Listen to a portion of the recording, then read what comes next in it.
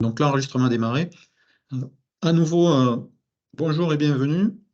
Et merci pour votre participation et votre intérêt pour le sujet qui vous est proposé ce matin. Donc je vais dire quelques mots d'introduction, mais très rapidement, je passerai la parole à nos intervenants, puisque c'est eux qui ont les messages les plus importants à vous faire passer sur le sujet du jour.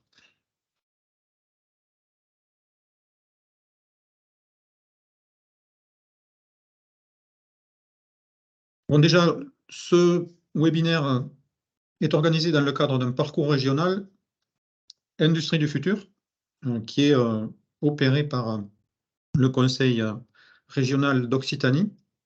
Donc, il se peut que certaines des entreprises présentes en aient connaissance.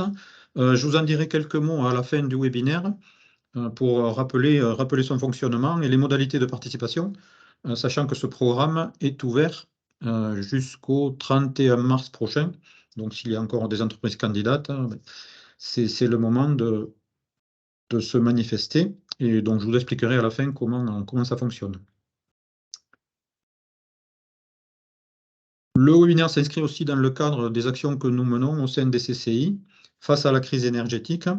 Et donc, de la même manière, il se peut que certaines d'entre vous aient été en contact avec nos services dans le cadre en particulier d'une campagne d'appel que nous menons pour informer les entreprises sur les différents dispositifs, en particulier les aides d'urgence mobilisables face à cette problématique. Rapidement, je rappelle le programme de la matinée. Donc, je vais vous dire quelques mots d'introduction à propos de performance énergétique. Et ensuite, donc, Cindy Sender de Greenflex, et qui est également déléguée régionale de l'AT2E Occitanie, interviendra donc sur à la fois la méthodologie pour mettre en œuvre une démarche de performance énergétique et également vous présenter un panorama des différentes solutions techniques et digitales qu'il est possible de mobiliser dans un objectif de performance énergétique. Ensuite, Victor de Rodelec d'Astre Software vous présentera le MES, c'est-à-dire logiciel de globalement pilotage d'atelier, on va dire, qui inclut un module performance énergétique. Et donc, vous verrez dans le détail de quelle manière, via cette solution, il est possible de mieux piloter vos consommations. Cindy Sender interviendra à nouveau pour parler de solutions innovantes de financement. Et ensuite, je conclurai en vous disant quelques mots plus globalement sur l'industrie du futur, ce qu'on appelle les leviers. Et je vous présenterai le référentiel qui a été mis au point par l'Alliance Industrie du futur. Et je vous parlerai aussi du Club des offreurs de solutions. Et je vous montrerai comment on peut accéder à une visualisation de leurs compétences. Et pour finir, donc, le parcours régional Industrie du futur.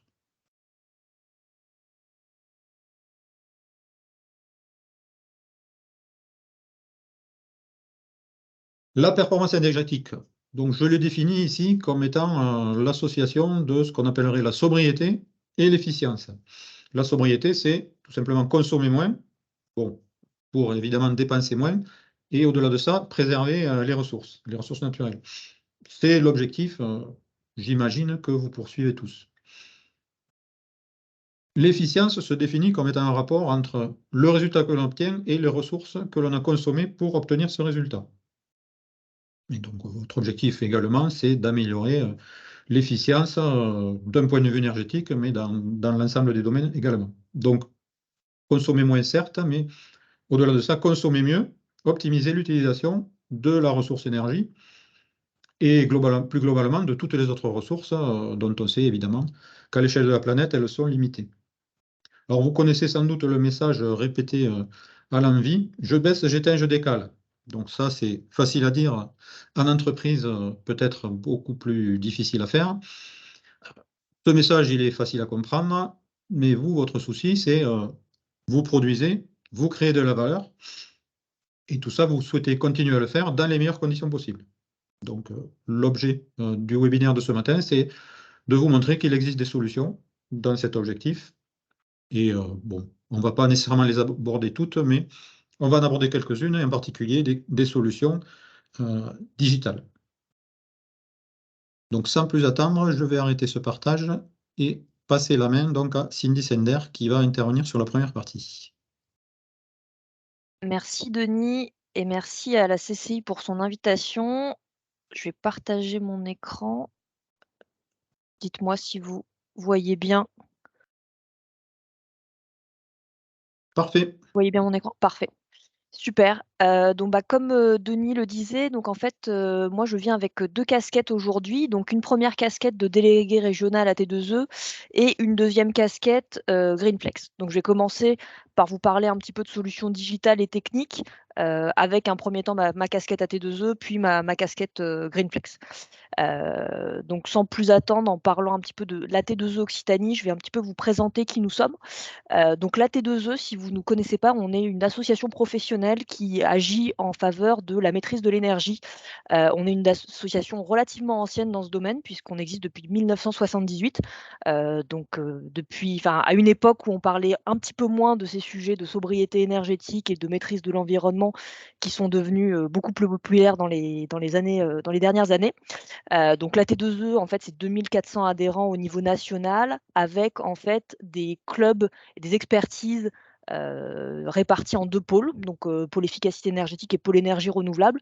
Donc il y a 7 domaines d'expertise, et nos adhérents, du coup, adhèrent à ces différents clubs pour lesquels ils retrouvent des expertises techniques, des analyses documentaires, des événements, sur ces différentes expertises. Donc je ne vais pas rentrer dans le détail, mais il peut y avoir à la fois des choses vraiment liées à la maîtrise de l'énergie, ou par exemple des clubs beaucoup plus techniques sur, par exemple, les techniques de stockage d'énergie, le biogaz, la pyrogazéification.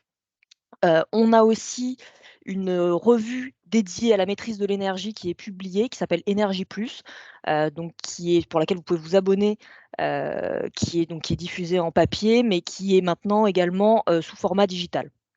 Donc ça, c'est un petit peu la vision de la T2E au niveau national et plus spécifiquement donc en Occitanie. Donc en fait, au-delà de cette vision nationale, la T2E, a des bureaux dans chaque région. Donc en Occitanie, le bureau est basé à Toulouse. C'est un bureau qui est bénévole, donc en fait, ça regroupe différentes personnes, des acteurs du monde de l'énergie, mais aussi de l'industrie, qui cherchent à organiser des événements et à animer un petit peu la communauté dans la région sur ces thématiques. En Occitanie, par exemple, l'année dernière, on a fait des événements en lien avec, le décret tertiaire, ce qui vous parle peut-être sur la réglementation pour baisser les consommations énergétiques sur les sites tertiaires. On a fait des visites de sites de méthanisation. On a fait, voilà, différents événements, des webinaires également. Typiquement, il y en a eu un sur les C2E l'an dernier.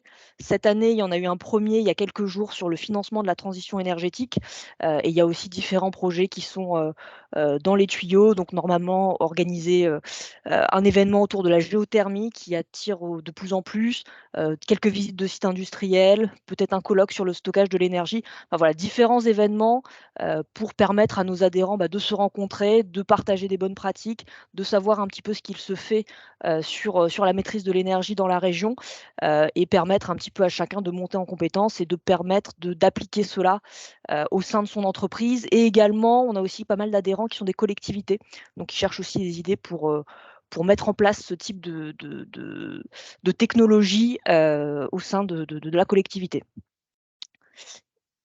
Et donc pourquoi je viens aujourd'hui, côté AT2E avec, vous parler, c'est qu'au niveau national, en fait, la T2E a fait un répertoire des solutions logicielles de système de management de l'énergie. Donc en fait, le but de ce répertoire, ça a été de pouvoir faire un document qui synthétise toutes les solutions logicielles offertes par nos adhérents. Donc évidemment, ce n'est pas exhaustif parce qu'on n'a pas voilà, il y a énormément de solutions logicielles qui existent sur cette thématique aujourd'hui et toutes les sociétés ne sont pas, des adhérents à T2E. Néanmoins, ça représente quand même, j'ai envie de dire, une trentaine de solutions. Donc c'est quand même un panorama relativement large, qui peut vous permettre, si vous êtes intéressé, d'avoir un petit peu les différentes solutions qui existent sur cette partie, gestion digitale en fait, de l'énergie, et de trouver un petit peu les différentes entreprises avec, une description. Donc on rentre pas forcément dans le détail complet de la solution, mais on décrit l'entreprise, on décrit la solution, on décrit un petit peu ses avantages, ses inconvénients, à quel secteur d'activité elle s'adresse. Et donc ça permet notamment de savoir quels sont les fournisseurs fiables, puisqu'aujourd'hui il y a quand même un panorama très, très large de solutions. Donc je vous ai mis dans cette présentation qui devrait vous être envoyée à la fin du webinaire le lien pour la télécharger.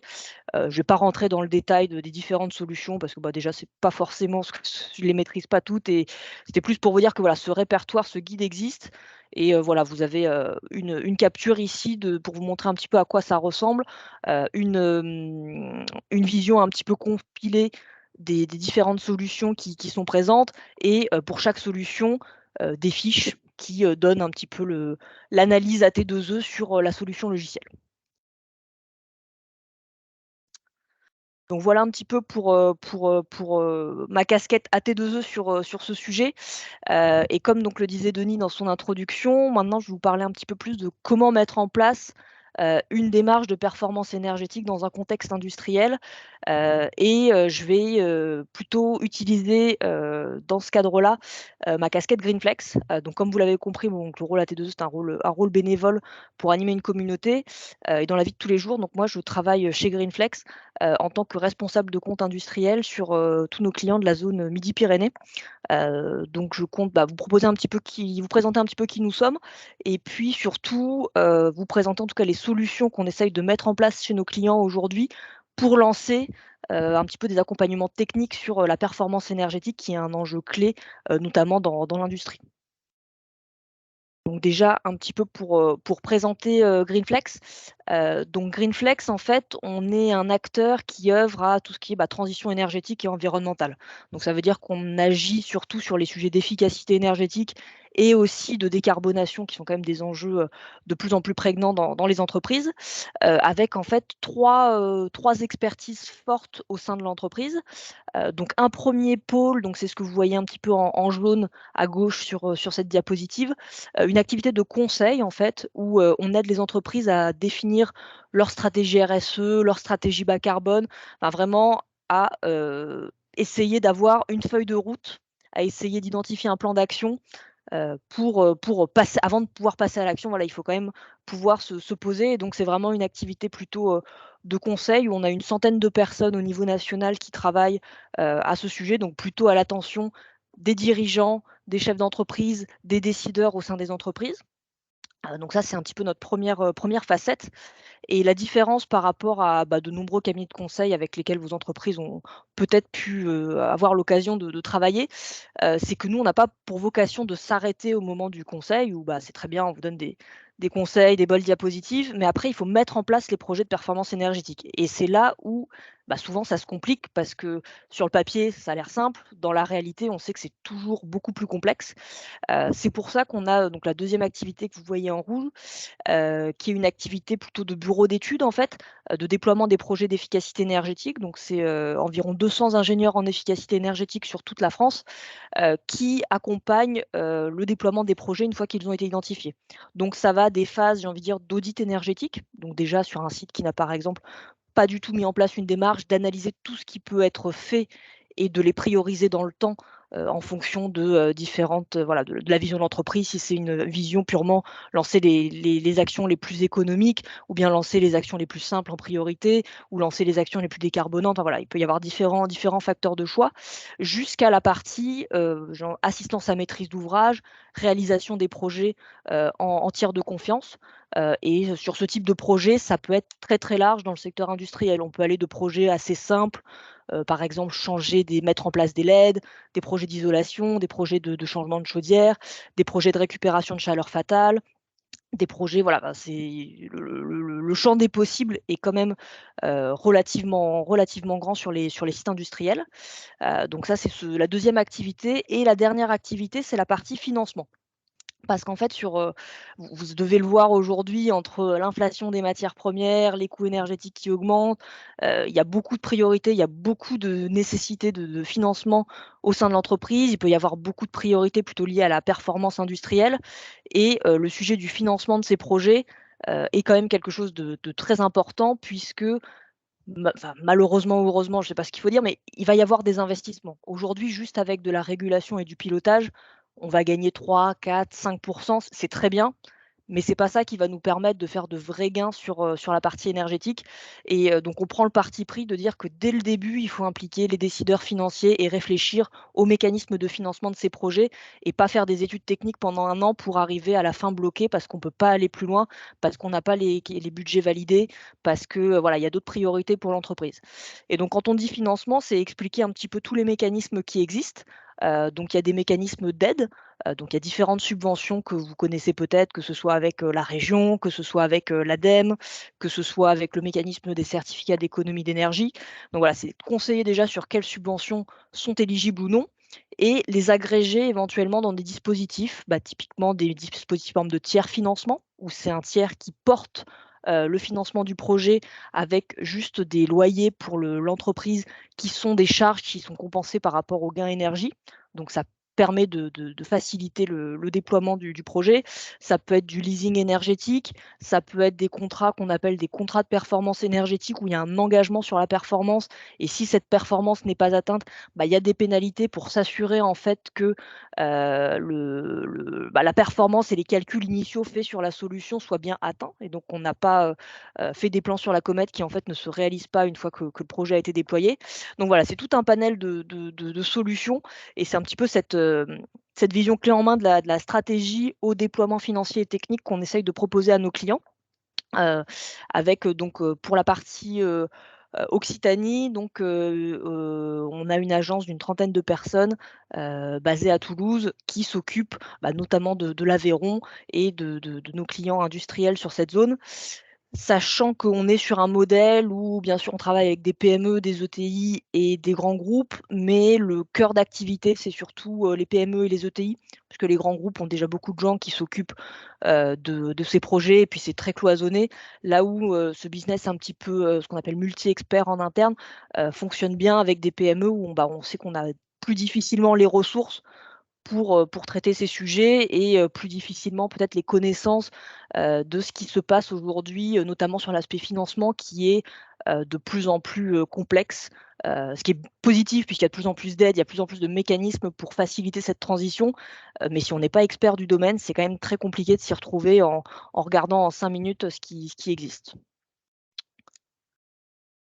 Donc je vais passer assez vite sur cette partie-là, parce que on est référencé sur la plateforme AT2E et puis il y aura une présentation après sur, des modules digitaux, donc je ne veux pas rentrer forcément dans le détail. Mais c'était plus pour vous dire qu'aussi, chez Greenflex, il y a une plateforme qui existe sur la partie performance énergétique pour récupérer les données énergie. Et donc en fait, ça permet à nos clients surtout de pouvoir visualiser les consommations énergétiques, sur leurs différents sites, de pouvoir identifier des dérives, et au-delà de ce module de performance énergétique donc qui est important pour suivre et piloter les actions qui ont été mises en place, on a la même chose sur la partie carbone, où on réalise dans nos activités de conseil notamment des bilans carbone, pour les clients dans le cadre de leur stratégie bas carbone et ces bilans carbone peuvent être digitalisés, peuvent être digitalisés également et être couplés du coup avec le module, énergie, ce qui fait que ça facilite, notamment la collecte des données. J'avais mis, pareil, vous l'aurez dans les slides, il y a une petite vidéo de 3 minutes qui est sur YouTube qui présente un petit peu cette plateforme. Bon, c'est pas forcément le cœur là de la présentation puisque vous aurez par la suite, un module, présenté. Mais bon voilà, c'est pour vous montrer en tout cas dans cette vidéo tout ce qui un exemple de plateforme parmi d'autres et vous montrer, voilà, il y a beaucoup de solutions digitales aujourd'hui qui permettent un petit peu de piloter, mais moi, le message que je voulais faire passer, c'est qu'une solution digitale, c'est très bien pour piloter, mais qu'au-delà de piloter, c'est pas miraculeux non plus une solution digitale. C'est pas parce qu'on met juste une solution digitale que ça va être la magie et que, tout va changer dans l'entreprise. Au-delà de cette solution digitale, il y a quand même l'importance d'avoir un plan d'action, il y a l'importance d'avoir des ressources humaines, techniques qui permettent d'accompagner et qui permettent de lancer cette démarche et la partie digitale, c'est surtout, du pilotage et de la formation en interne qui permet de monitorer dans le temps. Mais il y a besoin de support autour de toute solution digitale que vous allez mettre en place dans le cadre de ces solutions un petit peu 4.0 de performance énergétique. Donc sur, la partie un petit peu, le volet un peu plus technique, donc pour supporter un petit peu ces démarches digitales que vous pouvez, mettre en œuvre. Hem, la démarche aujourd'hui, si vous voulez mettre en place une trajectoire de performance énergétique dans l'entreprise, il y a 3 gros volets. Le premier déjà, c'est de commencer par mesurer. Parce que c'est bien de savoir, de quantifier où sont mes consommations énergétiques, quelles sont ou bien mes émissions carbone, hein, on peut le voir des 2 manières, les 2 sont assez intrinsèquement liés. C'est bien de les mesurer parce que parfois vous pouvez être dans un site où vous avez un seul compteur, vous avez aucune idée de, est-ce que c'est mes lampes qui consomment? Est-ce que c'est mon air comprimé? Est-ce que c'est plutôt ce four? Enfin voilà, donc c'est très important déjà d'avoir une bonne visualisation de ces consommations pour pouvoir passer du temps sur, les impacts les plus significatifs pour avoir l'impact le plus fort.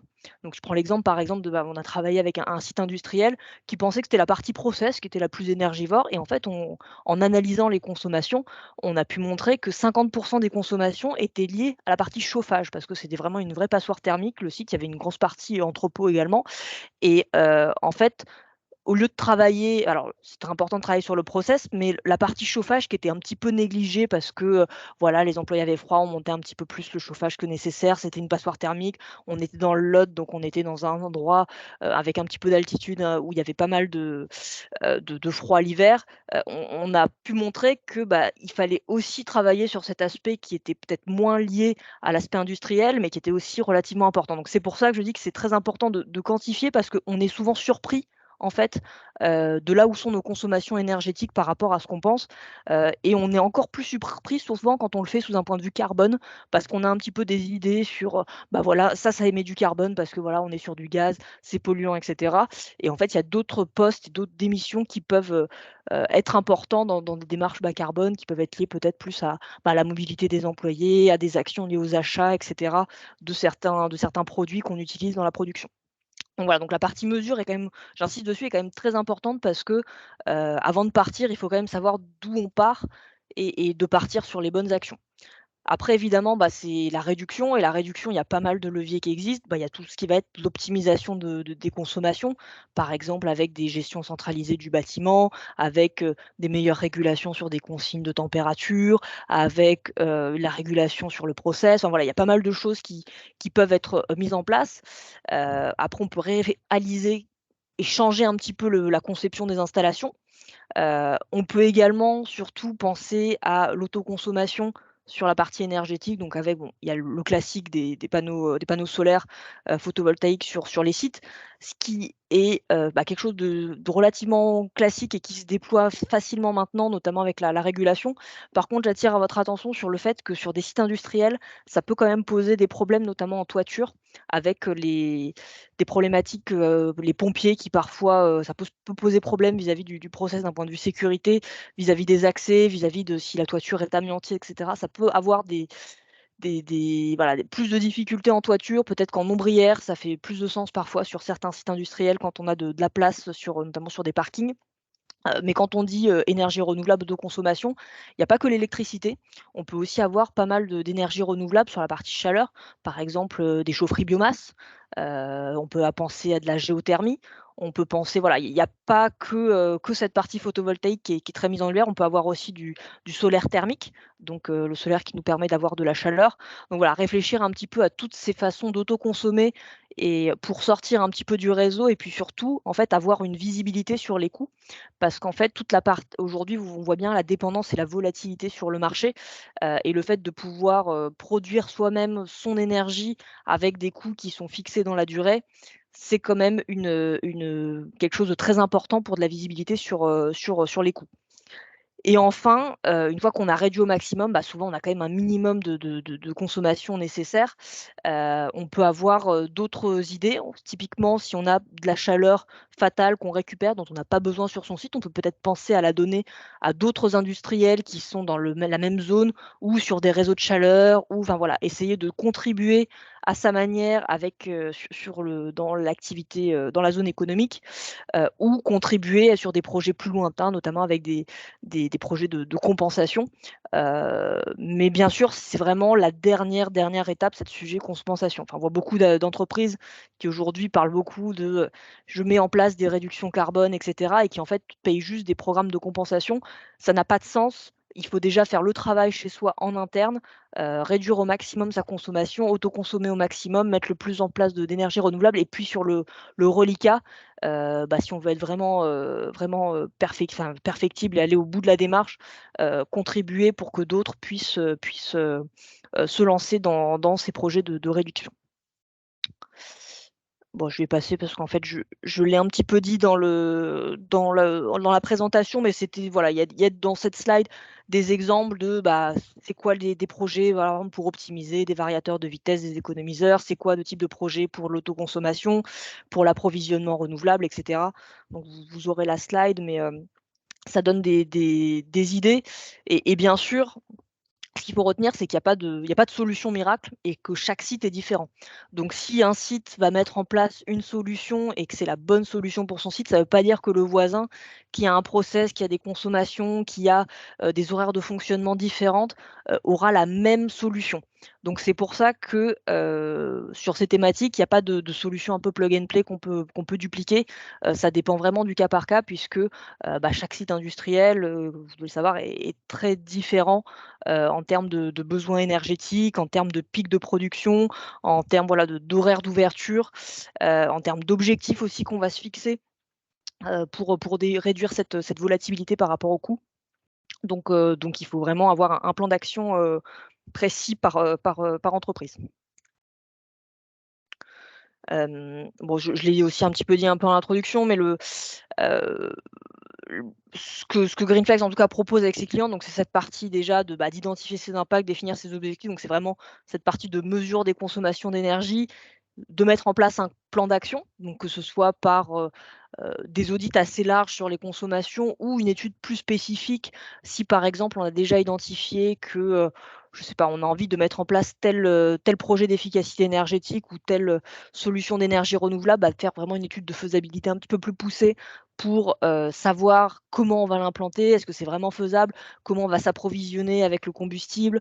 Voilà, avoir un petit peu le détail qui va au-delà de l'idée et des grands chiffres, qu'un audit va pouvoir mettre en œuvre et puis surtout, la partie qui est la plus j'ai envie de dire la plus longue et souvent la plus compliquée, la conception technique réelle et la mise en œuvre du projet. Parce que souvent, ça peut avoir un impact sur le site, sur l'horaire d'ouverture, sur, des délais d'approvisionnement. Aujourd'hui, il faut vraiment avoir en tête qu'il y a beaucoup d'équipements qui sont plus performants énergétiquement, et de solutions qui existent. Donc les solutions existent, mais le temps de mise en œuvre est très long parce que notamment les délais des fournisseurs sont extrêmement longs, depuis, post-Covid. Là, on a des délais, par exemple, des chaudières, très récentes où on a 18 mois de délai entre le moment où on passe la commande et le moment où on la reçoit. Donc ça veut dire que même quand on a mis tout en œuvre, qu'on a fait toutes les études, qu'on a validé, financièrement, qu'on a des modèles, il y a quand même encore un délai qu'on ne peut pas réduire, qui est lié un petit peu au contexte actuel, où tout le monde se rue un petit peu sur ces solutions parce que les prix ont explosé et il manque encore de disponibilité sur le marché. On essaye vraiment, dans la mise en œuvre en tout cas d'accompagner nos clients sur, typiquement la consultation des fournisseurs pour choisir la meilleure solution technique et le déploiement sur site, que ce soit un peu en tiers de confiance où l'industriel reste en relation directe avec les fournisseurs ou en solution qu'on appelle un petit peu clé en main, où on prend tout le risque, technique sur le projet et on s'engage sur la livraison du projet à une certaine date et à un certain coût.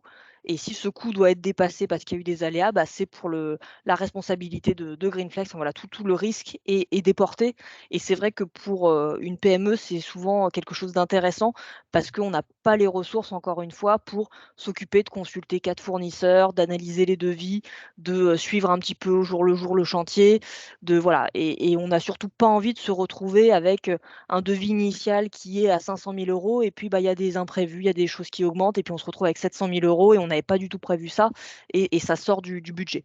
Donc, c'est notamment pour les petites entreprises quelque chose d'assez intéressant, ces solutions un petit peu clés en main.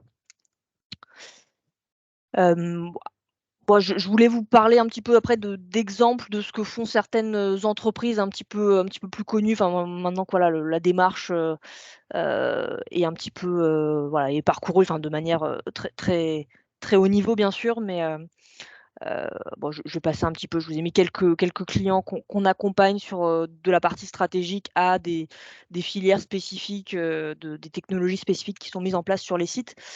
Je vais vous parler, alors je crois que j'ai mis deux références de clients, qui sont des grands groupes qu'on a accompagnés parce que voilà, ça donne toujours des idées, mais ça ne veut pas dire, encore une fois, qu'on ne travaille pas avec des acteurs plutôt PME, ETI. Je vous parlais donc dans un premier temps donc de Safran, que vous connaissez probablement, qui est un équipementier aéronautique relativement gros. Et Safran donc avait une vision beaucoup moins centralisée et on les accompagnait pour avoir en fait des audits énergétiques sur 23 de leurs sites. Donc c'est pas l'intégralité des sites, mais c'est une grosse proportion des sites.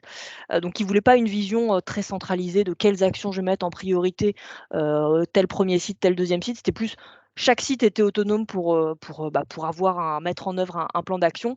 Et l'idée, c'était de pouvoir les aider à mesurer un petit peu ces consommations énergétiques, les aider à bien savoir comment elles se répartissaient sur chaque site et puis surtout d'identifier intégralement la liste des actions qui pouvaient être mises en œuvre dans, les, prochaines années.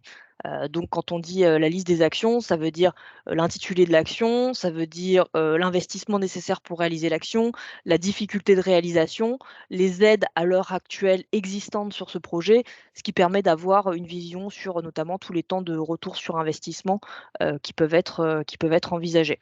Donc bon, là, dans le cadre de tous les sites qui avaient été audités, on était sur un volume, d'économie d'énergie qui était relativement important puisqu'on était à 2 000 000 et puis c'est quasiment 2 000 000 mais c'était en plus sur des prix, j'ai envie de dire avant augmentation, telle qu'on l'a connue là récemment.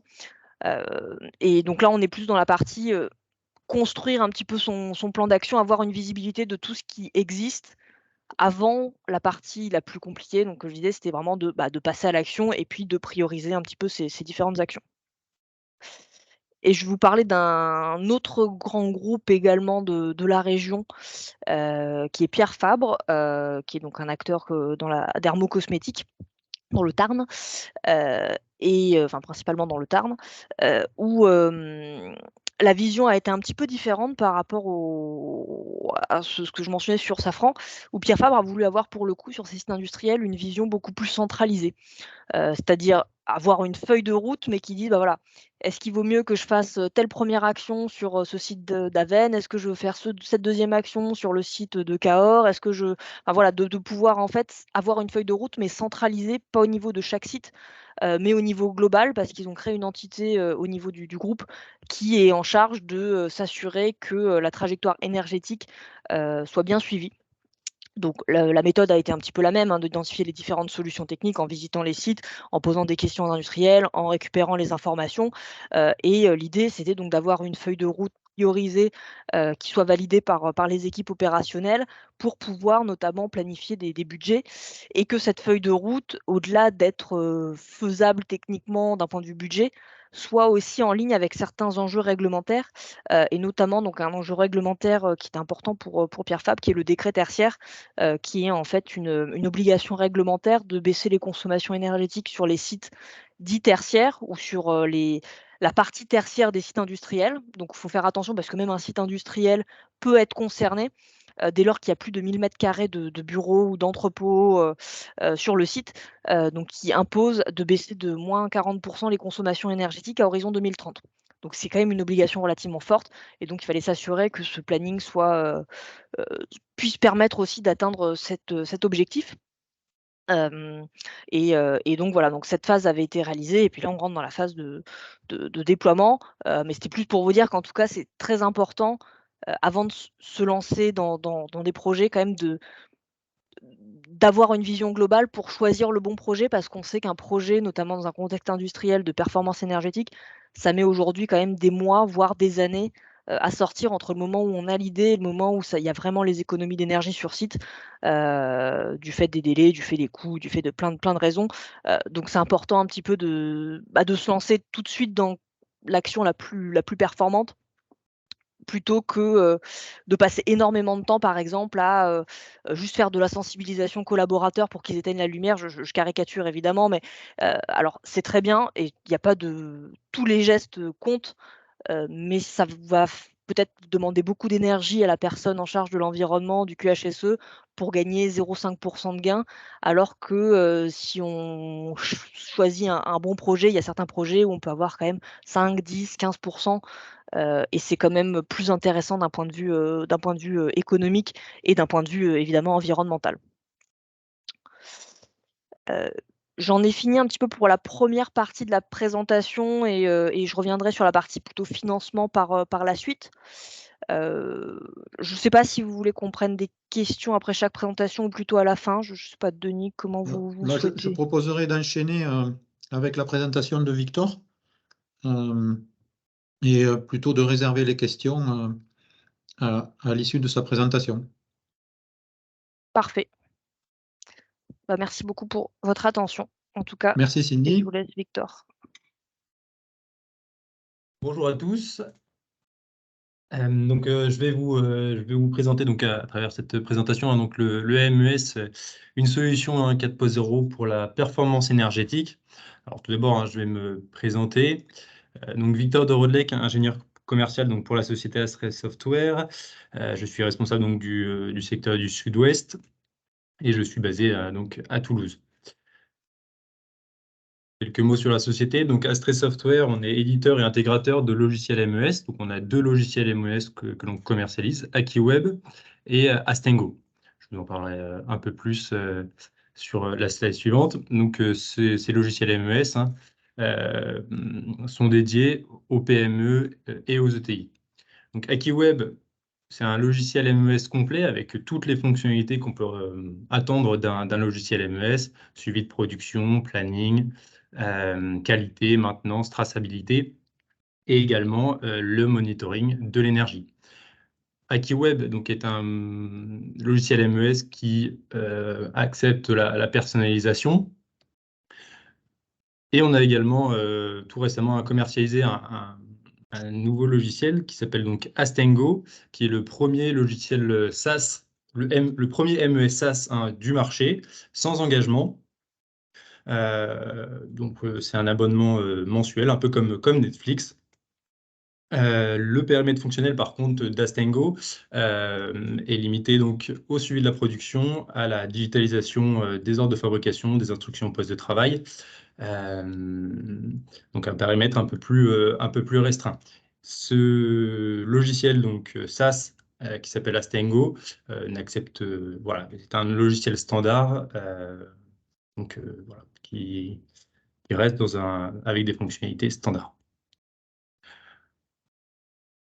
Quelques mots sur nos clients. Donc, nos clients sont présents dans les 4 continents, 16 pays. On équipe plus de 300 sites industriels. Nos clients sont principalement des PME et des ETI, même si depuis quelques années, on équipe de plus en plus de grands groupes. Donc, nos clients sont dans tous les secteurs d'activité industrielle, allant des traitements, transformation des métaux jusqu'à la pharma, chimie, cosmétique, en passant par la plasturgie, l'usinage. Et nos clients donc, mettent en place aussi bien des process manuels que des process automatisés. Astre Software, donc, nous sommes le leader français du MES auprès des PME. Donc, on est une société française dont le siège est basé à Saint-Étienne. On a 4 agences en région, bientôt 5. Donc, les 4 agences Nantes, Toulouse, Saint-Étienne et Lille. Et on va ouvrir bientôt une agence à Metz. Cette année, on a également la volonté d'ouvrir une filiale à Chicago. Donc, on existe depuis 10 ans sur le marché. Et depuis 2 ans, on est en hyper croissance avec en moyenne 30% de croissance par an. On réinvestit 25% de notre chiffre d'affaires annuel en R&D. Donc voilà. On a d'ailleurs gagné des prix innovation au Salon Global Industrie et CFIA. Donc, je vais vous parler donc, bien sûr de notre module qui va permettre de suivre la performance énergétique sur des sites industriels. Mais avant de parler de ça, bien sûr, ce module-là doit s'intégrer dans une démarche globale, comme a pu vous l'expliquer Madame Sender. Donc bien sûr, avant de mettre, avant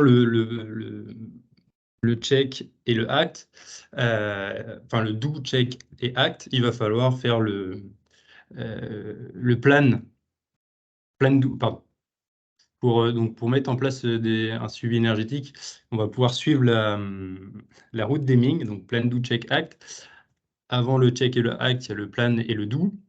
Donc il va falloir bien sûr identifier et quantifier ces usages, définir des facteurs d'influence, alors que ce soit des facteurs internes à l'entreprise, mais également externes. Alors par exemple, comme facteur externe, on va pouvoir retrouver le DJU, hein, le degré jour unifié. Il va falloir définir un plan de comptage, adapté bien sûr à votre contexte, et mettre en place un SIG, un système d'information de gestion de l'énergie. Et si besoin, et le mieux, c'est de le mettre en lien avec le suivi de production. Donc, qu'est-ce qu'on propose avec notre module Aki Énergie? On va vous proposer donc plutôt le check et le act, donc la mesure des consommations d'énergie, le monitoring, l'analyse, et on va pouvoir donc générer automatiquement et en temps réel des tableaux de bord de suivi de performance énergétique et des tableaux de bord de revue pour le management de l'énergie. Donc avec Aki Énergie, vous allez pouvoir donc suivre les consommations énergétiques de vos principaux usages, en lien bien sûr avec le contexte de production. On va pouvoir détecter online et en temps réel les dérives et les anomalies de consommation sur les équipements, mais également sur les utilités, dans le but d'améliorer la performance globale et la réactivité du site. Et bien sûr, notre module est support pour la mise en œuvre de la norme ISO 50001. Donc, c'est une norme certifiable pour l'introduction et le maintien d'un système de management de l'énergie. Aki Énergie, donc, c'est des procédés et des indicateurs brevetés par Astre Software. Donc, notre approche, c'est une modélisation producteur-consommateur. Vous avez des équipements et des utilités qui vont produire de l'énergie et d'autres qui vont la consommer. Par exemple, un compresseur va consommer de l'énergie pour produire de l'air comprimé. Un centre d'usinage, par exemple, va consommer cet air comprimé pour produire des pièces. Donc, on va modéliser ces deux éléments, producteur et consommateur. On va collecter, bien sûr, et contrôler en temps réel les consommations d'énergie. Avec notre module Aki Énergie, on va construire un modèle de consommation d'énergie en fonction du contexte de production. Donc, on va corréler les données de production avec les consommations d'énergie. Par exemple, lorsque je produis telle référence, je vais avoir ma consommation de référence est 40 kW, par exemple. On va également pouvoir faire communiquer le module Aki Énergie avec les autres modules du MES, que je vous présenterai un peu plus tard dans cette présentation. Et enfin, on va calculer des indicateurs en temps réel. Donc voilà, je vous ai mis un petit exemple d'indicateur, mais je reviendrai sur le TRS énergie un peu plus tard. Donc, quelles sont les grandes fonctions de notre module Aki Énergie? Première grande fonction, bien sûr, la base, ça va être de collecter et d'enregistrer les mesures de consommation, bien sûr, si possible automatiquement, sinon manuellement. On va pouvoir prendre en compte donc le contexte de production, l'état des équipements, des OF, donc des ordres de fabrication, et des produits fabriqués. Donc en fonction de l'état d'équipement, si mon équipement est en panne, il devrait consommer tant. S'il consomme plus, c'est que c'est pas normal et il faudra peut-être intervenir sur cet équipement et mettre en place peut-être de la maintenance. On va également pouvoir donc gérer cette consommation de référence prévisionnelle selon le contexte de production. Par exemple, je sais que la semaine prochaine, j'ai l'OF 10, l'OF 4 et l'OF 5 qui doivent être produits. Je les ai déjà produits dans le passé et donc je vais pouvoir avoir une consommation de référence et prévisionnelle au plus juste et au plus proche du réel. On va également pouvoir suivre en temps réel, bien sûr, les usages. Qui consomme combien? Est-ce normal? Bien sûr, si c'est anormal, on va alerter. par des alertes en cas, donc bien sûr, d'anomalie de consommation, la surconsommation typiquement. Autre fonctionnalité, donc bien sûr, après avoir collecté et analysé les données, vous allez pouvoir, avec le module Aki-Energy, consolider des tableaux de bord énergie avec des ratios, des indicateurs de performance énergétique. Vous allez pouvoir générer des rapports spécifiques. Donc bien sûr, des rapports liés à la consommation en et hors production. Avec le logiciel MES et Aki-Energy, vous allez pouvoir diffuser les bons indicateurs aux bons interlocuteurs. Par exemple, la direction n'aura pas forcément les mêmes indicateurs que la maintenance, que la production ou que le responsable de prod, par exemple. Vous allez pouvoir donc bien sûr également assurer un suivi et la traçabilité des événements, notamment tout ce qui est consommation en énergie. Vous allez donc, avant-dernier point, donc vous allez pouvoir permettre également de plus facilement déterminer et modéliser des consommations de référence et prévisionnelles qui vont se mettre à jour automatiquement et de proposer bien sûr des indicateurs de performance énergétique pertinents. Et enfin, vous allez pouvoir, dernière étape, vous allez pouvoir mettre en place des plans d'action et avec le module Aki-Energy, vous allez pouvoir gérer ces plans d'action et les suivre. Je vous disais tout à l'heure qu'on va pouvoir suivre la consommation des utilités et des équipements. C'est ce qu'on retrouve ici sur cette slide. Donc ici, on voit ma souris. Donc ici, j'ai une sertisseuse, donc un équipement de production. Et de ce côté-là, on voit 2 compresseurs qui sont sur mon site de production. Donc ici, là, c'est un tableau de bord de ma sertisseuse. On voit que sur ce tableau de bord, ma sertisseuse est en surconsommation d'air comprimé par rapport à la norme. Pour donc fournir à cette sertisseuse de l'air comprimé, j'ai 2 compresseurs sur mon site. Et ces 2 compresseurs-là, donc, étant donné que ma sertisseuse est en surconsommation d'air, un des compresseurs doit produire plus, 1 ou 2. Donc là, ici, on voit que c'est mon compresseur 2 qui produit plus d'air que la norme et donc qui consomme plus d'électricité. Le plan d'action, là-dessus, ce qu'on pourrait imaginer, ça serait de répartir la charge sur les 2 compresseurs pour optimiser les éléments.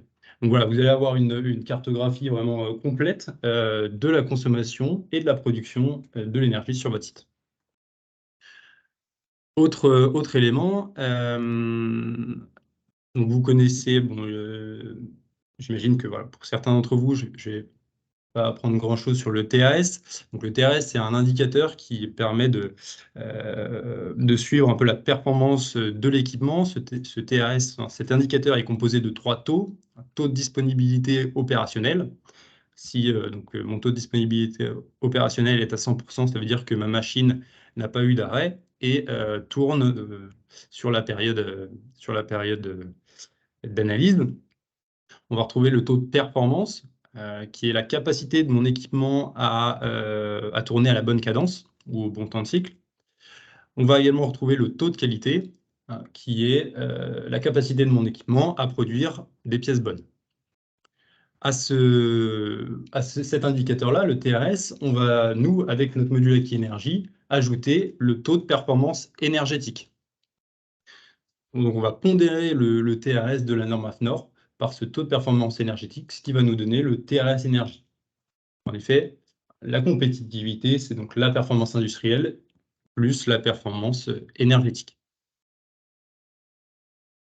Alors, MES et énergie, quels sont les liens donc, entre notre module d'énergie et les autres modules du MES? Donc ici, vous voyez sur cette slide les différents modules présents dans AkiWeb. Donc on va retrouver notre module AkiTime suivi de production, AkiCal gestion de la qualité, AkiMaint la maintenance préventive et périodique, également la maintenance curative, AkiOrdo l'ordonnancement, AkiDoc dématérialisation des instructions au poste de travail, AkiGuide, digitalisation des modes opératoires interactifs, traçabilité, stock, et notre module Aki Energy, dont je vous parle actuellement. On voit que donc on a mis en place des liens entre ces modules, entre Aki Energy par exemple et Aki Time. Comme je vous disais tout à l'heure, on va mettre en corrélation les consommations d'énergie avec le contexte de production, donc la référence qui est produite, l'état de l'équipement. On va également faire des liens entre Aki Energy et Aki Mint. Lorsque, par exemple, mon équipement est en surconsommation, c'est peut-être le moment de mettre en place une maintenance préventive sur cet équipement. On va également pouvoir faire des liens entre Aki Energy et Aki Guide. Sur un équipement qui est en surconsommation, on pourrait déclencher automatiquement un mode opératoire pour tenter de limiter cette surconsommation. Autre possibilité également pour faire des liens entre Aki Energy et Aki Ordo, c'est-à-dire planifier des OF et des opérations pour respecter un objectif de consommation d'énergie sur une semaine, par exemple. Ou alors, voilà, planifier plutôt les productions qui consomment énormément d'énergie sur des heures creuses, ce genre de choses. Donc voilà les différents liens qu'on va pouvoir retrouver entre notre module d'énergie et les différents modules qui composent notre logiciel MES AkiWeb. Maintenant, nous allons voir un peu, alors, voilà, rapidement, du comptage de l'énergie, comment on va pouvoir acquérir ces données dans l'atelier et sur le site. Donc, on va utiliser 3 technologies. Donc la première, ça va être, on va récupérer directement des automates les données de consommation, s'ils existent. Donc là, on va mettre en place le protocole OPC-UA. Autre possibilité, récupérer des contacts secs à travers des bus ASI, ou encore à travers des IoT, toujours donc soit des contacts secs, soit des contacts analogiques. Pour les contacts secs, on peut fournir des compteurs électriques modulaires. Donc à chaque impulsion, une impulsion par exemple équivaut à 1 kWh. Et donc c'est comme ça qu'on va pouvoir mesurer les données énergie automatiquement. Après, là, c'est pour mesurer la consommation électrique, mais on va également pouvoir mesurer la consommation de gaz, soit à travers un compteur, soit une interface avec GRDF, ou alors la fourniture d'un compteur process. On va pouvoir mesurer la consommation d'eau, la température. On peut également s'interfacer avec des GTC, GTB. Et lorsque une acquisition automatique n'est pas possible, on a développé des écrans pour pouvoir faire manuellement un relevé, ici dans cet exemple-là, un relevé d'eau. Voilà pour cette présentation. Je ne sais pas, maintenant, je suis à votre disposition si vous avez des questions. Victor, est-ce que vous devez nous quitter? Je peux encore répondre à quelques questions s'il y en a. Donc voilà, je propose que ceux qui ont des questions à propos de ce que Victor vient de présenter, donc le MES, vous les posiez maintenant, puisqu'il a un impératif bientôt. Et ensuite, Cindy réinterviendra sur la partie plutôt des financements.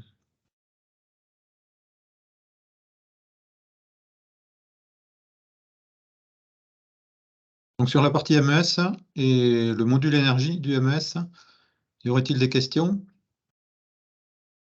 Pas particulièrement, apparemment. Après, bien sûr, si jamais vous voulez avoir une démonstration de ce module ou qu'on en parle un peu plus en profondeur, moi, je me tiens à votre disposition pour, si vous souhaitez en discuter et avoir une démonstration éventuellement.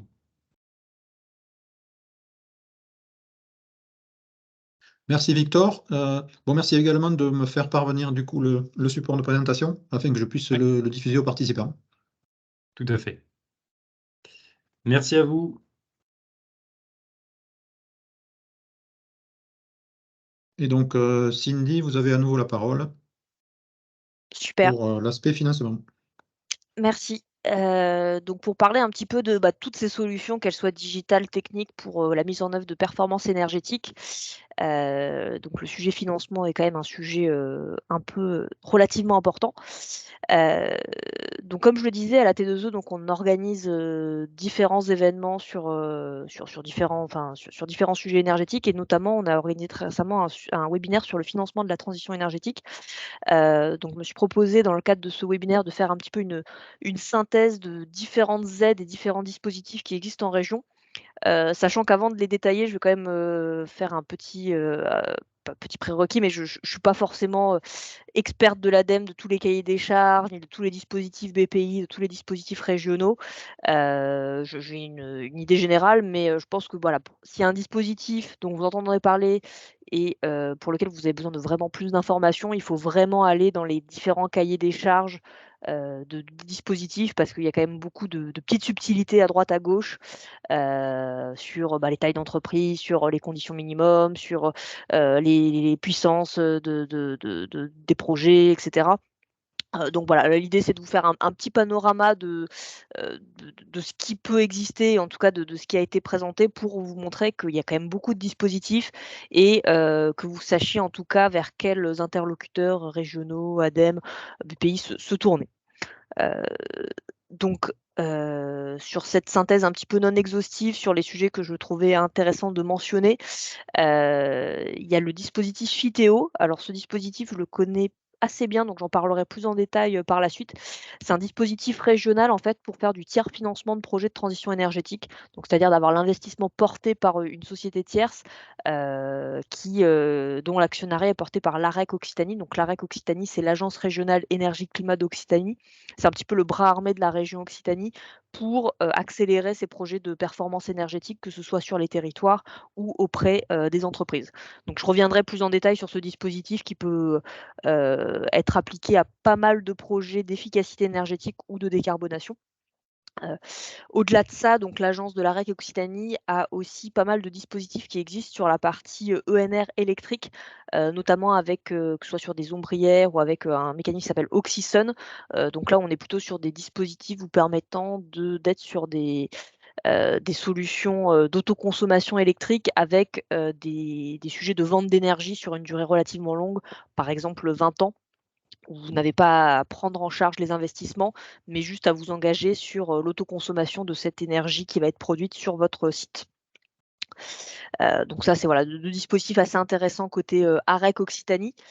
Côté ADEME, il y a énormément de choses qui existent. Donc j'ai fait un petit focus sur la partie industrielle et sur les choses qui peuvent être pertinents pour vous.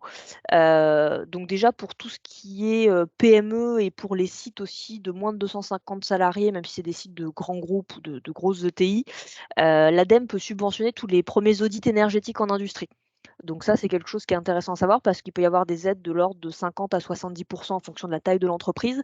Donc pour les sites de moins de 250 salariés rattachés à des grands groupes, ces aides ne sont valables évidemment que si l'obligation réglementaire d'audit au niveau du groupe a bien été respectée. Et il peut y avoir aussi des subventions sur des études d'amélioration de la performance énergétique qui vont un petit peu au-delà de cet audit. Si par exemple vous voulez creuser un sujet de comptage de l'énergie, un sujet sur un aspect d'efficacité énergétique en particulier, etc., enfin qui aille un petit peu au-delà de la partie audit, l'ADEME peut subventionner également ces projets, et pareil dans des proportions quand même relativement conséquentes, donc entre 50% pour les plus gros sites jusqu'à 70% pour les TPE. Donc c'est quand même les TPE industriels. Donc c'est voilà, c'est quand même des aides qui peuvent être intéressantes pour initier une démarche si on a un blocage au niveau de la partie financière.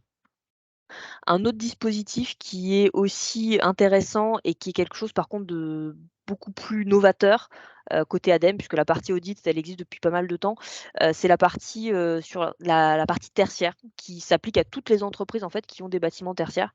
Et c'est vrai qu'on a parlé beaucoup, de l'aspect, consommation lié au process, aux utilités, et cetera.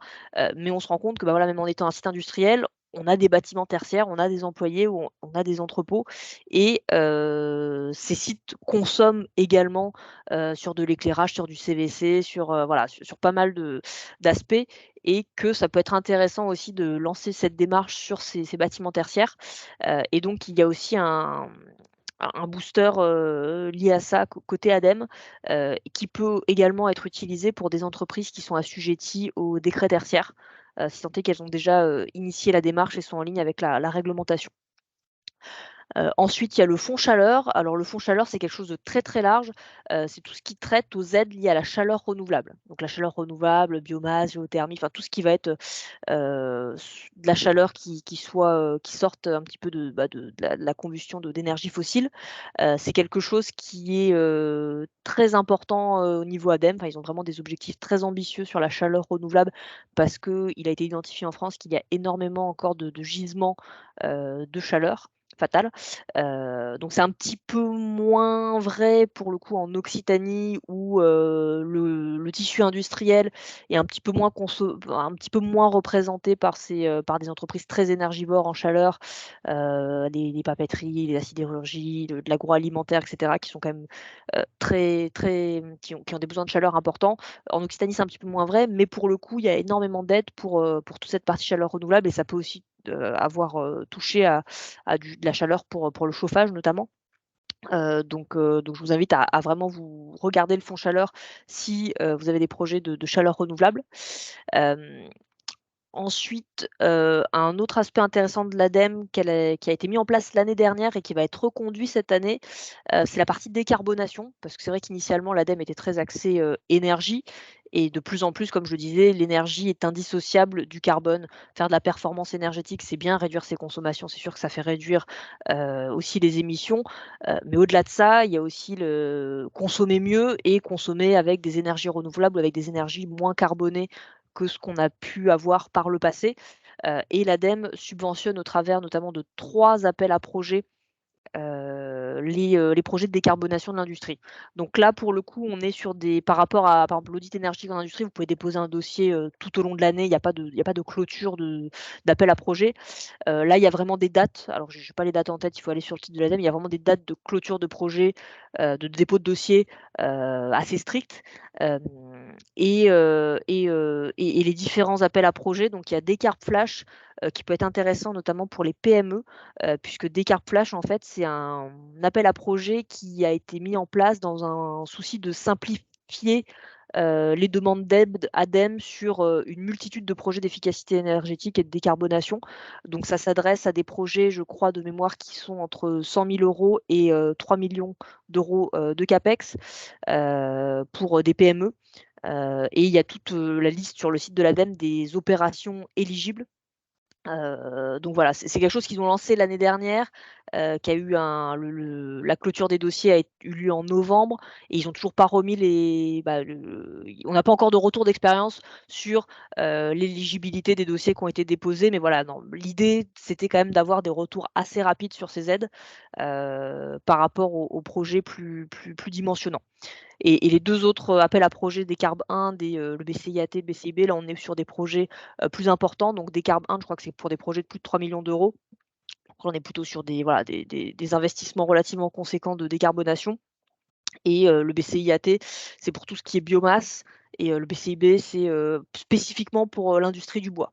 Donc voilà, c'est un peu plus spécifique, mais voilà, faut savoir que l'ADEME maintenant est assez engagée sur ces sujets de décarbonation.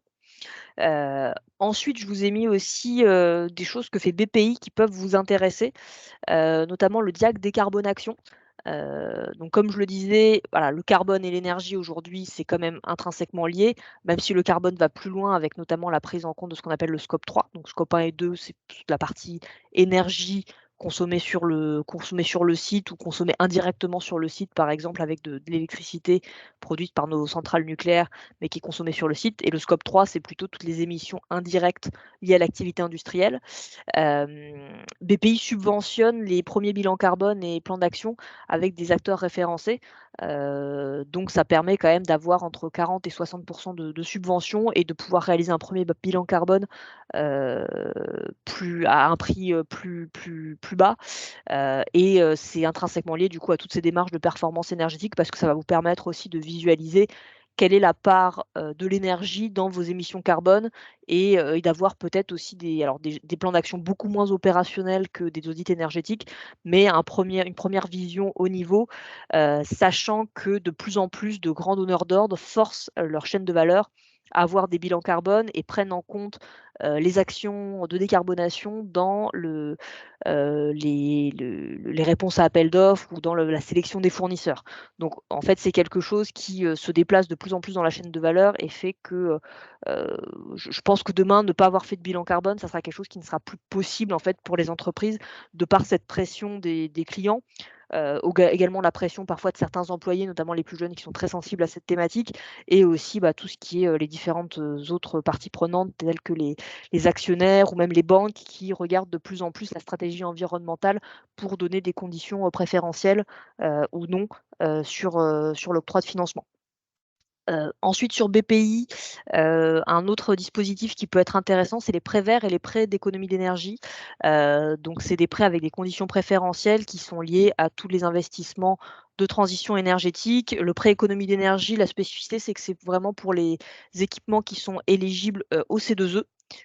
Et donc je viens après au dernier point des C2E, donc les C2E, les certificats d'économie d'énergie. Je pense que c'est quelque chose que beaucoup d'entre vous connaissent déjà parce que c'est un dispositif qui est relativement mature, qui est en fait il y a de nombreuses fiches standardisées d'actions d'efficacité énergétique qui sont identifiées. Par exemple, mettre des moteurs à vitesse variable. Vous devez remplir quelle est la puissance, quel est le temps de fonctionnement de l'usine. Voilà, il y a quelques critères à remplir et de manière automatique, il y a une aide associée. Et c'est un dispositif donc qui existe depuis longtemps, qui est en fait un mécanisme réglementaire étatique. En fait, l'État force ce qu'on appelle les obligés. Donc en gros, c'est pour faire simple, ceux qui polluent, des gros consommateurs, Total Energy, Engie, voilà, des gros consommateurs énergiques, de subventionner les actions d'efficacité énergétique. Et donc là, les C2E, c'est quelque chose qu'on peut récupérer par un mandataire ou directement par un installateur. Mais voilà, c'est vraiment quelque chose qui est, faut passer par un interlocuteur parce que c'est quand même beaucoup d'administratifs pour les récupérer. Mais c'est voilà, quelque chose le process normalement est bien connu de tous aujourd'hui et permet de subventionner certaines actions avec des montants plus ou moins intéressants en fonction de la fiche. Donc voilà, c'est un petit peu large, ça va un petit peu dans tous les sens cette synthèse, mais ça permet de vous montrer en tout cas qu'il y a pas mal de choses qui existent, que ce soit lié à la région, que ce soit lié avec l'ADEME, et qu'il faut vraiment l'importance de se renseigner aujourd'hui sur un projet d'efficacité énergétique parce que, il y a beaucoup de choses qui existent et ça serait dommage de ne pas en profiter pour, améliorer, la compétitivité, la rentabilité du projet, au sein de l'entreprise. J'ai mis aussi 2 liens que je trouve intéressants. L'ADEME a fait, une brochure, enfin 2 brochures, une brochure qui s'adresse plutôt aux entreprises et une brochure qui s'adresse plutôt aux collectivités, sur l'ensemble des aides qu'elle propose et même des aides annexes. Donc typiquement, ça parle aussi des aides avec la BPI, des aides qui sont conjointes avec la BPI et d'autres types d'aides. Et je trouve que la brochure, voilà, ça fait une trentaine de pages et c'est relativement complet. Évidemment, pour chaque ligne, quand, une entreprise est intéressée, il faut aller voir le cahier des charges, il faut aller se renseigner vraiment sur, le projet, sur le cahier des charges. Mais voilà, ça permet de faire un panorama relativement complet et en tout cas le site de l'ADEME, qui s'appelle Agir pour la transition, est relativement bien fait pour, creuser chacun de ces dispositifs. Ensuite, du coup, je voulais vous parler ça fera la transition avec la suite de la présentation du dispositif FITEO, qui pour le coup, donc contrairement aux ZADEME, est un dispositif, typiquement régional, pour la région Occitanie, et qui est quelque chose de relativement innovant à l'adresse notamment des entreprises industrielles. Donc qu'est-ce que c'est que ce dispositif? Donc déjà FITEO, ça veut dire Financement pour l'industrie et le tertiaire de l'efficacité énergétique en Occitanie. C'est un dispositif qui est porté par l'AREC Occitanie, qui est actionnaire en fait de la société de projet FITEO. En fait, cette société de projet, ce qu'elle fait, c'est elle qui porte le projet, donc qui récupère les fonds propres de l'actionnaire, qui va récupérer aussi de la part des banques les fonds pour financer le projet, qui va aussi récupérer des subventions, que ce soit des subventions par exemple de l'ADEME, mais aussi des subventions de la région. Donc il y a quand même un accès facilité à la région de par la structure actionnariale du dispositif. Et l'idée, c'est que cette société de projet porte tous ces investissements, gère toute l'ingénierie financière du projet et donne juste un loyer à payer sur une certaine durée aux bénéficiaires, enfin à l'entreprise qui fait le projet sur son site. Et l'intérêt surtout de la solution, c'est que d'essayer de faire une ingénierie financière qui fait que les loyers compensent plus ou moins les économies d'énergie. Ce qui fait que par exemple, sur un projet, l'entreprise va avoir à payer, je dis n'importe quoi, 10 000 € par mois de loyer, mais va faire 10 000 € d'économie d'énergie en parallèle. Et donc du coup, il n'y a pas eu de CAPEX investi et c'est des charges qui compensent des charges. Donc ça a un intérêt relativement important. De plus, le projet est relativement sécurisé, parce que c'est cette société de projet qui le porte d'un point de vue financier et d'un point de vue technique, il peut y avoir des opérateurs, donc Greenflex par exemple est un des opérateurs qui travaille avec la REC pour sécuriser aussi d'un point de vue technique le projet, ce qui fait que ça facilite l'accès à des financements, notamment des banques, et à des conditions préférentielles. Donc ça a vraiment voilà, cet avantage de laisser l'entreprise ne pas se préoccuper de cette ingénierie financière et d'avoir juste un loyer et de pouvoir, ainsi financer son projet tout en récupérant, la propriété des actifs à la fin du financement, hein. Ça, c'est quand même quelque chose d'important. Le but, c'est pas que Phyto soit propriétaire à terme des actifs parce qu'on sait que, voilà, il y a plein d'actifs de transition énergétique, dont la propriété est importante, voilà, pour le site industriel. Le but, c'est pas de le récupérer, comme du leasing, de voitures, en fin de contrat, loin de là. Et surtout, en plus de pouvoir faire ce projet avec un petit peu le branding, AREC et régional qui s'investit sur le projet. Donc voilà, donc c'est quelque chose d'assez innovant qui a été lancé là avec pas mal d'acteurs industriels, qui prend bien et qui peut aussi avoir alors je sais pas si on a beaucoup de directeurs financiers autour de la table aujourd'hui, mais qui a également des intérêts d'un point de vue financier au niveau des ratios, d'endettement de l'entreprise, qui peut avoir aussi des intérêts au niveau d'aspects de déconsolidation de l'entreprise. Enfin voilà, vu qu'on passe en charge, en montrant le mécanisme à vos directeurs financiers, ils peuvent y voir, au-delà de l'aspect, simplicité et de l'aspect, de charges qui se compensent, d'autres aspects qui sont intéressants pour, préserver les capacités d'endettement de l'entreprise, pour baisser, des impôts sur les résultats, et cetera. Donc voilà, c'est un dispositif qui peut intéresser pas mal de vos investissements d'efficacité énergétique ou de décarbonation. Après donc, je finis un petit peu par ce petit panorama. Je vais reprendre un petit peu ma casquette plutôt Greenflex en vous parlant surtout déjà de ce qu'on a déjà plus ou moins dit, au cours de cette présentation, mais du fait que le budget énergétique aujourd'hui, vous l'avez tous vu, ça explose, ça explose. Les coûts des équipements, ils explosent également et les économies d'énergie qu'on vous demande de faire d'un point de vue réglementaire, d'un point de vue pression extérieure, c'est de plus en plus compliqué. Il y a plein de réglementations, bon je ne vais pas rentrer dans le détail, mais il y a plein de réglementations qui vous impactent ou qui ne vous impactent pas, mais qui ont un impact en tout cas sur la baisse des consommations, la mise en place possiblement de GTC, le remplacement de certains groupes froids parce qu'il faut changer certains, F-gaz. Voilà, une loi sur les énergies renouvelables qui impose, de la mise en place de bornes de recharge. Il y a maintenant des lois pour, obliger la mise en place de photovoltaïques sur des parkings de plus de 1 500 m². Enfin, on est de plus en plus contraint dans cet univers. C'est pour ça qu'il faut avoir un plan d'action qui soit, voilà, complet et qui permette de répondre aux différentes réglementations qu'on ne connaît pas forcément, mais qui peuvent, en tout cas, avoir un impact pour l'entreprise si elle est, prise en défaut de la mise en enfin, de cette mise en réglementation. Et plein de solutions existent. donc il y en a dont j'ai déjà parlé, donc typiquement les subventions, je vous ai fait un petit panorama tout à l'heure, mais il y a plein de mécanismes qui existent et il est aussi possible parfois de peut-être avoir recours à des subventions liées à l'innovation, liées à de l'accroissement de production, et cetera, qui peuvent se combiner à des subventions purement énergie. Les certificats d'économie d'énergie, j'en ai parlé.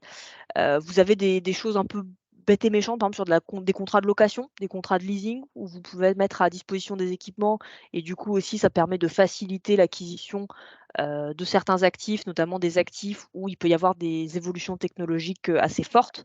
Je parlais par exemple tout à l'heure, alors c'est pas vraiment de l'efficacité énergétique, mais c'est quand même quelque chose qui a un trait à l'énergie sur les sites et qui va être important. C'est par exemple les bornes de recharge. Les bornes de recharge électriques, un jour de plus en plus d'employés vont devoir venir, des clients vont venir. Enfin, on sait qu'à terme, vous avez peut-être entendu qu'à partir de 2035, il y aura plus de véhicules thermiques neufs vendus en Union européenne. Donc il va y avoir un moment où il va falloir déployer quand même sur des entreprises, des bornes de recharge et on sait que les technologies aujourd'hui, elles sont pas matures, elles évoluent très vite. Typiquement, ça fait partie de certains actifs où avoir la propriété et investir, du budget sur ce type d'actifs pour l'entreprise industrielle, c'est peut-être un peu loin de son cœur de métier et un contrat de location peut faire sens pour les faire évoluer dans le temps, et les considérer comme une charge et comme un service supplémentaire qui doit être mis en place sur le site.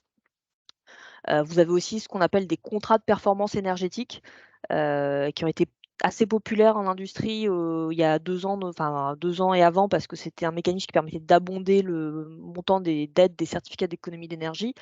Le contrat de performance énergétique, en fait, c'est un mécanisme de financement aussi en coût OPEX, où il y a un engagement sur la performance. Donc ça a un intérêt, notamment pour les décideurs, enfin pour les directeurs techniques, parce que vous pouvez dire à la direction générale, on s'engage vraiment sur l'atteinte de, moins 20 de réduction énergie sur ce projet. C'est pas une estimation qu'on a fait sur une étude en amont et la réalité, elle est bien différente. C'est moins 20 et même si c'est pas moins 20 finalement, le mécanisme de financement que j'ai choisi, qui est un contrat de performance énergétique, fait que, on va me payer les coûts, liés au delta de performance atteinte. Donc, ça permet d'équilibrer également plus facilement toutes ces charges. Vous avez aussi, comme je disais, des solutions pour, des intermédiaires, comme Greenflex qui peuvent réaliser clé en main le projet et clé en main financé pour l'entreprise, donc en portant, le projet pour l'entreprise. Donc là, c'est vraiment quand on n'a vraiment pas envie de se préoccuper ni de l'ingénierie technique ni de l'ingénierie financière, ce qui peut être intéressant quand on a, d'autres préoccupations et qu'on a des ressources limitées. Et vous avez aussi de plus en plus des choses qui se mettent en place qui s'appellent des PPA, donc des Power Purchase Agreement. C'est en fait quand vous achetez, directement une énergie plutôt qu'un projet.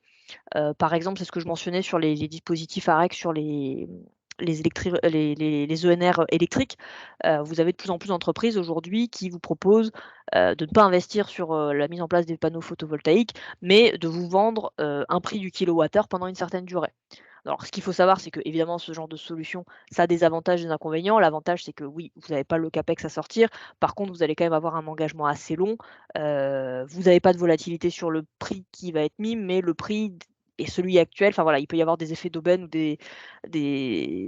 d'autres. Enfin, voilà, il y a des avantages et des inconvénients et c'est des balances bénéfices-risques à peser par rapport à une solution, typiquement un contrat de leasing classique sur juste l'actif photovoltaïque, qui sont 2 solutions proposées, aujourd'hui par les acteurs. Donc encore une fois, là, moi, le point, c'est plus de vous dire, il y a pas mal de choses qui existent. Il faut se renseigner et il faut savoir quelle est la meilleure solution adaptée. Il y en a pas une meilleure que l'autre, ça va dépendre du projet. Mais en tout cas, il y a pas mal de solutions d'ingénierie financière et ne partez pas forcément, directement sur une solution parce que, vous pensez que c'est la meilleure. Investiguez un petit peu parce que, il y a vraiment des avantages et des inconvénients et surtout agréger différents dispositifs au sein d'une même solution. Typiquement agréger différentes subventions, par exemple des subventions plus des certificats d'économie d'énergie, c'est quelque chose qui est possible. Donc cette ingénierie financière mérite d'être, d'être regardée et d'être accompagnée, dessus. Bon, je vais passer un petit peu, mais je vous dis, voilà, les différents types de postes de consommation énergétique sur lesquels vous pouvez avoir de l'ingénierie financière, des aides, voilà, des différents mécanismes, les CPE, les PPA dont je parlais. Bon, je passe, mais ça traite évidemment, tout ce qui peut être, du froid, de l'éclairage, du chauffage, de l'air comprimé, des utilités, du process, enfin voilà, ça peut être relativement large en termes d'actifs, pour lequel vous pouvez considérer ces mécanismes. Et enfin, c'est plus une petite slide pour, prendre un petit peu de hauteur en fait, mais l'ingénierie financière, tous ces sujets, parfois moi j'entends des responsables de site, des responsables QHSE qui disent: «Ah bah, voyez avec ma direction financière, moi ça me peu m'importe, je veux que le projet soit réalisé». Heu et en fait, l'ingénierie financière, c'est quand même quelque chose, qui impacte tous les départements de l'entreprise et qui permet de répondre aux attentes des différents départements de l'entreprise et ce que je veux dire, c'est que je ne pense pas que ce soit uniquement une préoccupation, en fait, de la direction générale et de la direction financière qui ont leurs attentes, mais ça peut aussi avoir un intérêt même pour des directions techniques, des directions RSE, parce que vous avez peut-être des besoins de faire évoluer les actifs, d'anticiper des obsolescences et que du coup, le financement par certains renouvellements, mécanismes financiers peut avoir sens, qu'on a des contraintes de délai et que, du coup, la mise en place de cette ingénierie financière, les délais de subvention peuvent être aussi un levier pour accélérer les projets. Donc voilà, il y a pas mal d'enjeux, où l'ingénierie financière permet d'aller aussi dans le sens de direction technique et de direction RSE et évidemment, bon, pour les directions financières et direction générale, c'est le nerf de la guerre, c'est quelque chose de très important, et il y a des solutions qui permettent, de minimiser l'apport en trésorerie, de préserver les capacités d'endettement, voilà, de gérer différents mix financiers, de pouvoir un petit peu aligner, la stratégie financière des projets d'efficacité énergétique avec la stratégie financière du reste de l'entreprise qui va dépendre, des performances commerciales, des différents autres projets, des attentes clients. Donc voilà, c'est quelque chose à ne pas négliger, quand on a des projets un petit peu de performance énergétique assez dimensionnants. Heu, Après donc, pour conclure, je pense qu'il ne nous reste plus beaucoup de temps par rapport au délai du webinaire. Je vais juste donner quelques cas d'exemples d'ingénierie financière qui permettent un petit peu d'accélérer des projets sur des cas très variés. Je crois que je vous ai mis 3 cas. Donc le premier, donc c'est chez Somfy, c'est pour vous montrer un exemple assez, simple, l'éclairage. Donc Somfy, se rendu compte que, un des premiers postes de dépenses énergétiques au final, c'était l'éclairage, donc c'était 26 de la facture. Et l'éclairage, donc c'est quelque chose, je pense que vous connaissez, enfin mettre des LED dans son usine, c'est quelque chose qui se fait depuis longtemps ou qui se fait progressivement ou qui se fait en ce qu'on appelle un relamping complet d'un coup. Hem, Là, dans le cadre de Somfy, donc il y a eu, une phase d'assistance technique, pour, définir la meilleure solution, choisir le prestataire, le fabricant et l'installateur, de cet éclairage, le suivi de chantier, et le financement a été fait en fait sous forme, d'OPEX parce que typiquement l'éclairage, ça peut avoir un besoin de renouvellement et donc ça a facilité en fait, la réalisation du projet, de passer ça sous forme de charge et de ne pas avoir à investir à un instant donné pour un gros coût, pour cet éclairage, sachant qu'il y a des gains de maintenance et des gains énergétiques immédiats qui, compensent ou qui en tout cas permettent de réduire, ces charges, et surtout, on peut aussi gérer la partie fin de vie, dans ce type de mécanisme. Donc, pour montrer que voilà, de l'ingénierie financière, c'est un peu un gros mot, mais ça peut s'appliquer sur des projets, heu, relativement simples techniquement. Alors je minimise pas le fait qu'un relamping peut avoir un impact et que c'est long à mettre en place, mais voilà, on est sur des projets plus faciles que d'autres projets, touchant notamment au process où là, pour le coup, on est beaucoup plus, il faut être beaucoup plus, méticuleux et ça a beaucoup plus d'impact pour le site industriel. Je pris un autre exemple pour un acteur qui est complètement différent, donc qui est pour une coopérative, pour un remplacement de chaudière. Même chose ici, il y a eu une partie, d'accompagnement technique pour dimensionner les installations, choisir les prestataires, suivre le chantier, former les collaborateurs et cetera, pour, remplacer en fait une chaudière au fioul lourd, donc relativement, polluante. Et en fait, le financement de cette chaudière, donc on est sur un projet un peu, stand-alone, a été financé donc avec une solution qui mixait, des C2E, des subventions et un financement sur la base du reste à charge. Donc ça permet quand même pour le client de, diminuer de son financement les différentes subventions et puis surtout d'avoir un interlocuteur, donc là Greenflex, qui prenait à sa charge la gestion de la trésorerie. Parce que ce qui se passe souvent aussi dans les subventions, c'est vrai que je ne l'ai pas dit, il y en a beaucoup aujourd'hui, donc c'est vraiment quelque chose de très positif.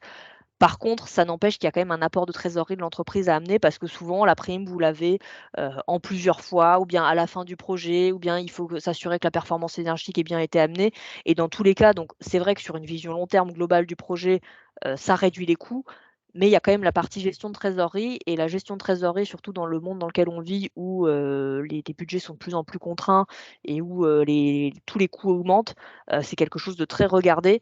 Donc voilà, de pouvoir avoir qu'un financement locatif sur la base du reste à charge en ayant un tiers qui s'occupe en fait de faire le tampon sur cette partie de gestion de trésorerie, récupération des primes et des subventions. Ça a un impact, voilà, ça peut avoir un intérêt non négligeable pour les entreprises sur ces solutions de performance énergétique. Et enfin, je crois que c'est le dernier exemple, que j'ai pris qui est un petit peu plus, complexe techniquement parlant, pour montrer, voilà, la diversité des choses qu'on peut adresser. Donc c'est pour une entreprise qui s'appelle Antarctic Food, en Nouvelle-Aquitaine, qui, avait un programme de modernisation de sa salle des machines, notamment pour, mettre en place un nouveau tunnel de surgélation. Et donc dans le cadre de cet accroissement de production, il y avait aussi un projet de valorisation et de récupération de chaleur fatale. Donc en fait, on avait deux sujets en parallèle. Je veux accroître ma production et puis, bah, quitte à accroître ma production, autant moderniser, améliorer la performance énergétique et récupérer réutiliser cette chaleur fatale. Donc même chose ici, il y a eu de l'accompagnement technique pour, étudier la faisabilité du projet, les meilleures solutions, être en tiers de confiance, en assistance à maîtrise d'ouvrage pour, déployer le projet. Mais au-delà de ça, il a fallu, être assez créatif sur le financement, du projet et là, on est sur un financement qui a été, fait sur, 100 du coût du projet, donc en financement locatif, que ce soit avec une partie, location classique ou une partie un petit peu, location plus complexe avec, un mécanisme de société de projet, et par contre, c'est l'entreprise qui a récupéré directement des aides, qui étaient donc là des primes C2E, d'un montant, non négligeable puisque vous voyez que là, dans le cadre du projet, il y a eu, sur 4 millions d'investissements, il y a eu 2,4 millions de primes C2E, donc ce qui est relativement énorme et qui permet, vraiment de baisser le retour sur investissement et qui a pu faire aussi vu que le financement global du projet était porté par un tiers, d'avoir une entrée de trésorerie grâce aux primes C2E qui ont été touchées en direct, là où le financement était sur 4 millions, mais dans la durée, alors je n'ai plus la durée, exacte, c'était 5, 6, 7 ans, mais voilà, ça permet en tout cas de lisser et d'avoir un effet d'aubaine la 1re année, enfin au moment où les primes C2E sont touchées. Heu tout en couplant en fait, c'est intéressant aussi dans ce cadre de ce projet, c'est que la performance énergique peut se coupler avec d'autres projets industriels et qu'il ne faut pas forcément le cloisonner en disant: «Bah non, ma priorité c'est, un autre projet de performance, de compétitivité industrielle ou d'augmentation de la production» et cetera. Les 2 peuvent être faits ensemble et au contraire, c'est plus intéressant même d'un point de vue financement parce que vous pouvez possiblement bénéficier des aides et des outils financiers qui existent sur la partie énergie, qui existent peut-être moins, sur, des investissements plus, standards, industriels. Donc voilà un petit peu pour cette présentation qui était un petit peu dense. Je ne sais pas si vous avez des questions?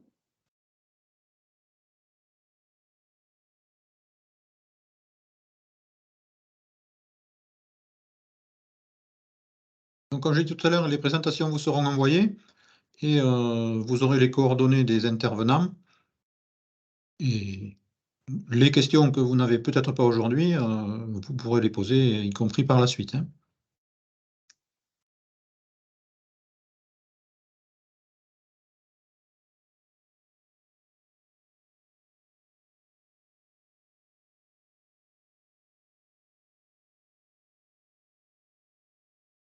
Je vois que Lionel Lantuech est en train d'écrire.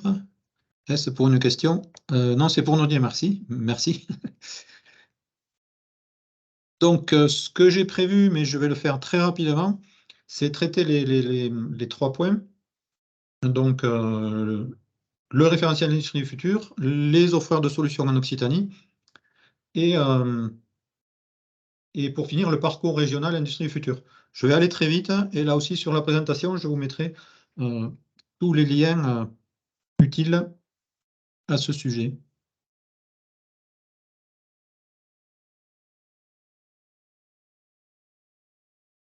Donc, premier point, le référentiel industrie du futur. Donc, cette thématique de l'énergie est tout à fait intégrée, je vais dire, dans les différentes actions à mettre en œuvre dans une logique de transformation vers l'industrie future. Donc, l'Alliance pour l'industrie future a établi ce référentiel qui est accessible en ligne.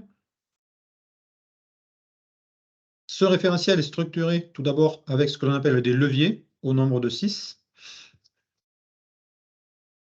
Donc, je ne vais pas les détailler, je vais aller directement à ce qui nous intéresse. Le dernier de ces leviers ici s'intitule « Nouveaux modèles économiques et sociétaux, stratégies et alliances ». Chaque levier se décompose ensuite en un certain nombre de thématiques. Donc ici, on est dans la thématique insertion dans la collectivité et bien commun. Et chaque thématique se décline en ce qui est appelé des macro-briques.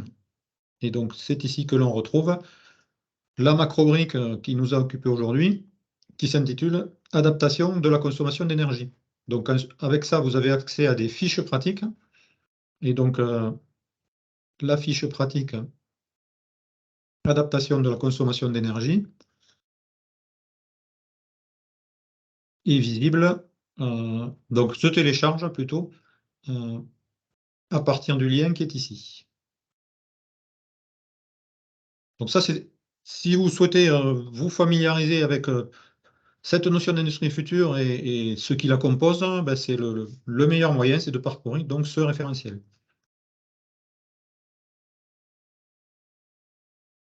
Deuxième sujet que je souhaitais aborder, les offreurs de solutions. Ce qu'on appelle les offreurs de solutions industrie future. Donc, ce sont des prestataires spécialisés, chacun dans un certain nombre de thématiques, précisément du référentiel que je viens de vous présenter. Donc, vous avez accès à leurs compétences et à leurs coordonnées via une plateforme qui s'intitule CCI Business, donc qui est nationale, mais donc vous avez accès directement à CCI Business Occitanie. Vous avez ici deux communautés, les offreurs de solutions et le club des offreurs de solutions. Le club des offreurs de solutions étant simplement certains offreurs de solutions qui ont choisi de se regrouper et d'animer la communauté. D'accord ? Donc ici, il est possible d'accéder à ces communautés et de faire une recherche par compétence en sélectionnant les leviers, ainsi de suite. Donc, vous l'avez ici, et donc trouver un offre de solution. Donc, c'est national, mais vous pouvez zoomer sur l'Occitanie. Et donc, de cette manière-là, par exemple, j'ai pu identifier à la fois Greenflex et Astre Software qui sont intervenus aujourd'hui, qui sont tous les deux non seulement offreurs de solutions, mais en même temps membres du club des offreurs de solutions. Donc, je vous mettrai également le lien pour que vous puissiez aller faire les recherches qui vous intéressent. Et dernier aspect que je souhaitais présenter, le programme régional Industrie du futur. Donc, je vous l'ai dit tout à l'heure, qui va se terminer au 31 mars prochain, mais il reste encore de la disponibilité pour accompagner quelques entreprises.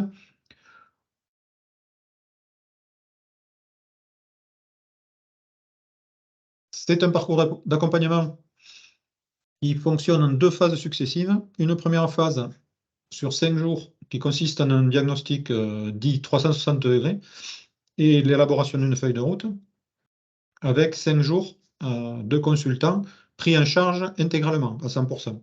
La phase 2 qui est la mise en œuvre d'un premier plan d'action, hein, ce n'est pas nécessairement tout le plan d'action qui est issu de la phase 1, mais cette phase 2 donc, peut aller jusqu'à 25 jours d'accompagnement avec une prise en charge à 50%. Et donc vous retrouvez ici les coordonnées des prestataires, des consultants qui ont été présélectionnés par le conseil régional pour mener ces accompagnements. Donc je vous mettrai également tous ces éléments dans le support. Le plus simple, j'aurais tendance à dire,